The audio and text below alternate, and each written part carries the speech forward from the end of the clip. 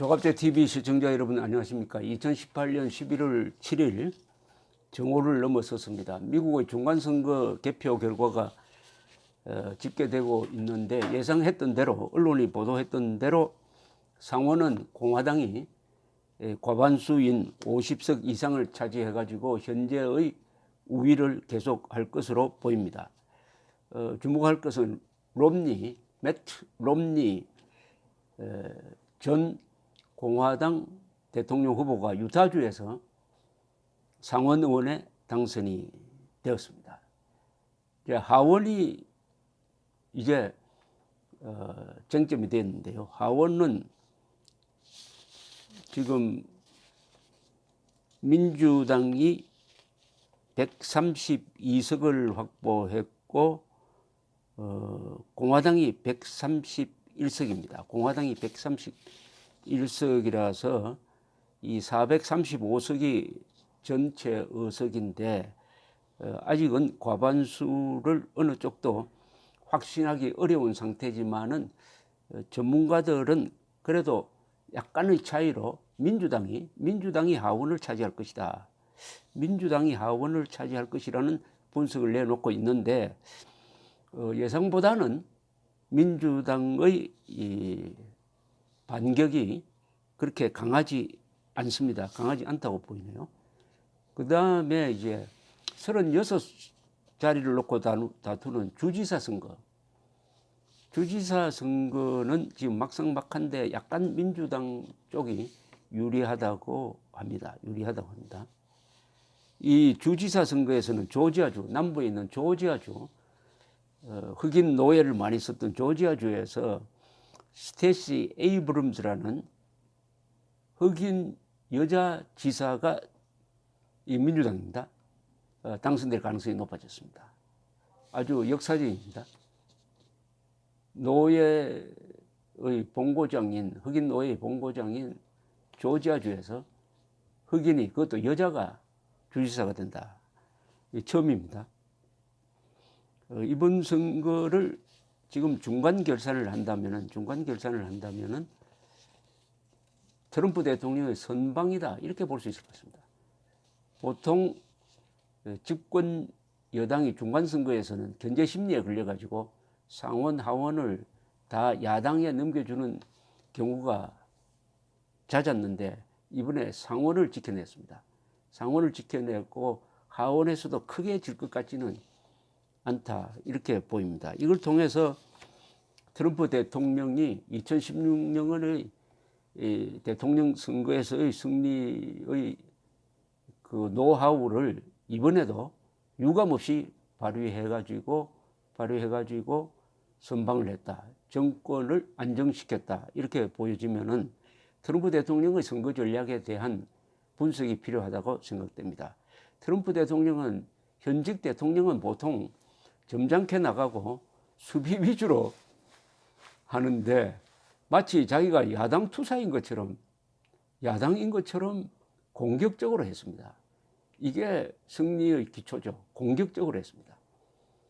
공격의 대상은 누구냐 하면은 주로 이 백인 중산층이 불만을 가지고 있는 그 주제들을 건드렸습니다.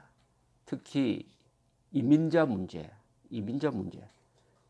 이민에 대한 불만을 가진 건드렸고 그 다음에 자신의 경제 업적을 앞세웠습니다. 그러나 국제 문제는 미국에서도 이번 선거에 큰 쟁점이 되지 않았습니다. 세계 이 정치를 보면은 국제적 이슈가 국내 선거판을 결정하는 예는 매우 드뭅니다.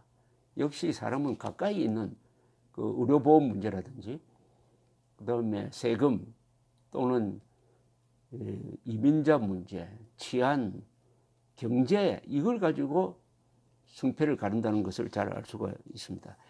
또 트럼프 대통령의 선거운동 원칙 중에서 자신의 지지 기반을 확고히 다졌습니다. 집토끼를 철저하게 다졌습니다. 한국의 보수 세력이 그동안 진 것은 집토끼는 달아나지 않을 것이다. 집토끼는 무조건 우리 편이다 해놓고 산토끼 잡으려고 하다가 집토끼가 달아나는 이런 모습을 여러 번 보여주었습니다. 그러나 트럼프는 그렇게 하지 않았습니다. 자신의 신념을 앞세우고 욕을 먹는 것을 오히려 즐겼습니다. 정치인이라는 것은 적이 있어야 우리 편이 생깁니다. 적도 두지 않겠다고 하면 친구도 둘 수가 없는 거예요. 트럼프는 이민 문제 등등에 대해서 놀라울 정도의 공격적이고 다소 상스러운 이야기도 많이 했지만은 그럴 때마다 주류 언론이 비판을 하면 할수록 트럼프 지지층은 더 결속되었습니다. 자신의 신념에 그리고 자신의 지지 기반에 충성을 다하는 선거운동을 했다 이렇게 보입니다. 그러니까 자연스럽게 백인 중산층을 포용하는 정책을 폈습니다. 백인 중산층이라고 하면 대학 졸업보다 하위 학력을 가진 사람을 말합니다. 백인도 대학 졸업 이상은 민주당 지지가 높습니다.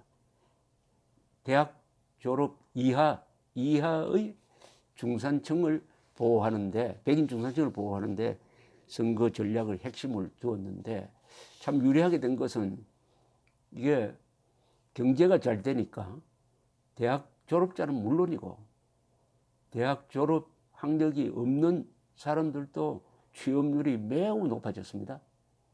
그러니까 트럼프의 경제를 앞세운 선거 전략이 먹혀들었다 이렇게 됩니다. 트럼프를 내셔널리스트라고 지금 트럼프 스스로도 내셔널리스트라고 나오고 언론도 내셔널리스트는 그 인종주의 아니냐 해가지고 비판을 하지만은 그러나 미국이라는 나라는 워낙 큰 나라니까 이번 선거를 보면은 소수 민족이나 뭐 소수자가 위축될 것 같지는 않아요. 이슬람을 믿는 여자 2사람이 하원에 진출할 가능성이 높아졌습니다. 그리고 콜로라도 주에서는 공개적으로 동성연애자라고 하는 사람이 남자가 주지사로 당선될 가능성이 높아졌습니다. 그리고 이번 선거를 통해서 이제 우리로서는 관심이 있는 게 북핵 문제에 어떤 변화를 줄 것이냐는 것인데 트럼프가 선방했다면은 외교 정책에 영향을 끼치는 공화당을 잡았다는 이야기는 상원에서 공화당이 다수당의 위치를 잃지 않았던 것이 되니까 안정적으로 대북 정책을 이끌 수 있는데 문제는 민주당입니다. 민주당이 하원을 장악할 경우에 지금 그렇게 예상을 하고 있습니다. 하원을 장악할 경우에는 대북 정책에 여러 가지 견제가 들어올 것인데 그 견제가 들어오는 방향이 한국인으로서는 별로 불리한 게 아닙니다. 원래 이 민주당은 북한에 대한 대화도 지지를 했지만은 북한의 인권 문제를 공화당보다 더 열심히 제기했습니다. 북한에 대한 인권 문제를. 이 하원을 장악한다면은 민주당은 트럼프에게 이렇게 요구할 것입니다. 오바마와 민주당 정권의 큰 업적 중 하나가 이란 핵동결 협정을 맺은 것인데 트럼프가 그것을 파괴해버렸습니다. 이란이 테러 지원국으로서 계속 위험하다. 그러나 유럽은 또 파기를 하지 않았습니다. 그러니까 민주당은 좋다. 그렇다면은 당신이 북한을 상대로 얼마나 잘하는지 한번 보자. 지금 북한을 상대로는 훨씬 불리한 게임을 하고 있지 않느냐. 그거 가만두지 않겠다. 이렇게 지금 나오고 있으니까 우리로서는 이게 좋은 의미에서의 견제장치가 됩니다.